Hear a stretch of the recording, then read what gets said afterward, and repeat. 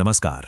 आज हम एक ऐसी प्रेम कहानी की बात करेंगे जिसकी शुरुआत जानते हैं मिलन से नहीं बल्कि एक ऐसे वियोग से हुई जिसने पूरे ब्रह्मांड को हिलाकर रख दिया था। जी हाँ, ये कहानी है शिव और शक्ति की। तो सवाल उठता है, क्या ये दुनिया की पहली प्रेम कहानी थी?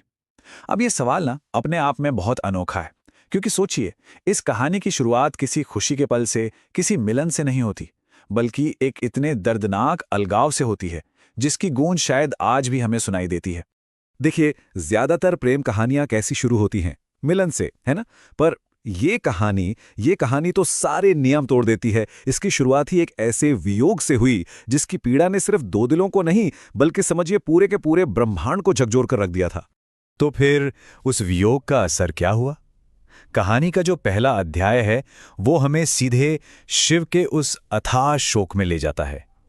और ये कोई मामूली दुख नहीं था, ये एक ऐसा दुख था जिसने सृष्टि का पूरा संतुलन ही खतरे में डाल दिया था। जरा उस दृश्य की कल्पना करके देखिए। वो शिव जो हमेशा से वैरागी रहे, दुनिया से बिल्कुल अलग, वो अपनी पत्नी सती का निर्जीव शरीर लेके पूरे ब्रह्मांड में भटक रहे थे। उनका दुख इतना गहरा था, इतना तीव्र था कि देवता तक कांप उठे थे। ऐसा लगा मानो सृष्टि का चक्र ही थम गया हो। लेकिन सवाल यह है कि आखिर ये त्रासदी हुई कैसे? क्या वजह थी कि एक देवता इतने गहरे शोक में डूब गए? इसका जवाब छिपा है एक पिता के अभिमान और एक बेटी के अटूट प्रेम के टकराव में। तो कहानी के ना समझिए दो बिल्कुल अलग ध्रुव थे।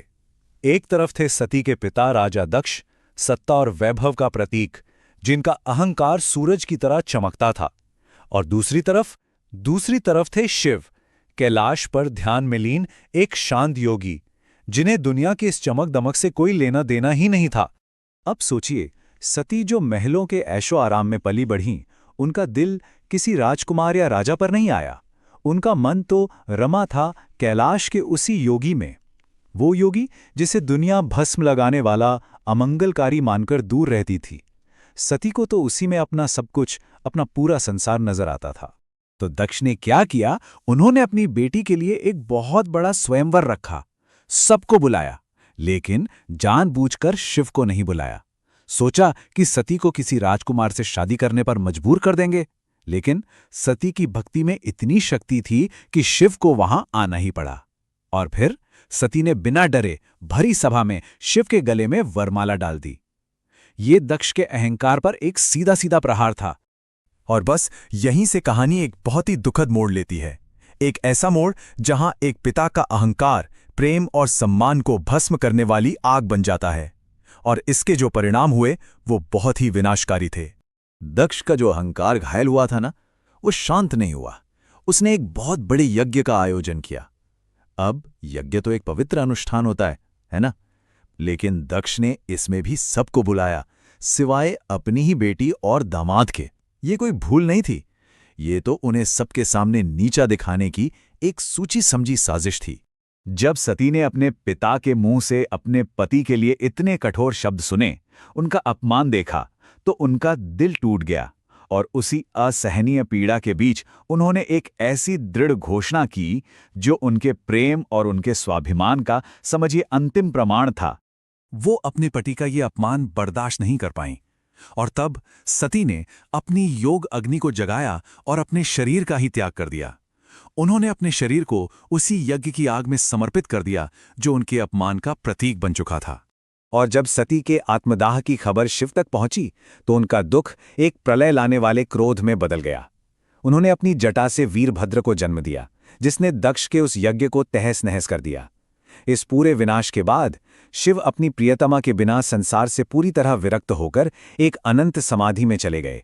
लेकिन प्रेम की ये कहानी यहां खत्म नहीं होती। नहीं, अब ये एक नया मोड़ लेती है, आशा का, पुनर्जन्म का, जब सती पार्वती के रूप में दोबारा जन्म लेती हैं। मतलब प्रेम खत्म नहीं हुआ था, उसने बस एक नया शरीर ले लिया था। पार्वती के रूप में सती ने फिर से जन्म लिया और उनके दिल में शिव के लिए वही प्यार, वही भक्ति फिर से जाग उठी। लेकिन इस बार चुनौती पहले से कहीं ज्यादा बड़ी थी।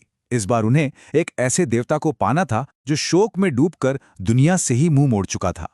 पार्वती ये बात अच्छी तरह जानती थीं कि एक वैरागी को पाने का रास्ता महलों से होकर नहीं बल्कि तपस्या से होकर जाता है। तो उन्होंने राजसी सुख सुविधाएं सब छोड़ दी और हजारों साल तक कठोर तपस्या की। इतनी कठोर कि पहले तो वो सिर्फ पत्तों पर जीती थीं और फिर उन्होंने वो भी खाना छोड़ दिया। इसीलिए उनका एक नाम अपर्णा भी पड़ा, मतलब जिसने पत्ते भी त्याग दिए हों। और अब कहानी अपने सबसे अहम मोड़ पर, अपने चरमोत्कर्ष पर पहुंचती है। पार्वती की वो अनंत तपस्या, अब उसका फल मिलने वाला था और पूरा ब्रह्मांड उस दिव्य पुनर्मिलन का गवाह बनने के लिए तैयार था। पार्वती की तपस्या देखकर शिव प्रभावित तो बहुत हुए, लेकिन उन्होंने सोचा कि एक आखिरी परीक्षा ली जाए। तो वो एक बूढ़े ब्राह्मण का रूप धरकर पार्वती के पास पहुंचे और उनके प्रेम की गहराई को परखने के लिए उनके सामने खुद शिव की ही बुराई करने लगे।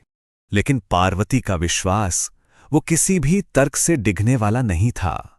उन्होंने उस ब्राह्मण को जो जवाब दिया वो सिर्फ भक्ति नहीं थी, बल्कि वो शिव के असल स्वरूप, उनके परम सत्य के प्रति उनकी गहरी समझ को दिखाता था। पार्वती की इस अटूट भक्ति और इस ज्ञान को देखकर शिव बहुत प्रसन्न हुए। उन्होंने तुरंत अपना असली दिव्य रूप प्रकट किया और पार्वती को अपनी अर्धांगिनी के रूप में स्वीकार कर लिया। सोचिए, युगों का जो वियोग था, जो तपस्या थी, वह आज सफल हो गई थी। और जानते हैं, शिव यानी चेतना और शक्ति यानी ऊर्जा के इसी दिव्य मिलन की जो महान रात थी, उसी को आज हम सब महाशिवरात्रि के रूप में मनाते हैं। ये कहानी असल में प्रतीक है इस बात का कि सच्चा प्रेम और अटूट तपस्या हर मुश्किल पर, हर बाधा पर जीत हासिल कर सकती है। तो आखिर में सवाल यही है कि क्या होता है जब अटूट भक्ति सबसे गहरे दुख पर भी जीत हासिल कर लेती है। ये कहानी हमें इसी एक सवाल के साथ छोड़ जाती है, प्रेम की शक्ति, तपस्या का महत्व और उस पुनर्मिलन की आशा का एक शाश्वत प्रतीक बनकर।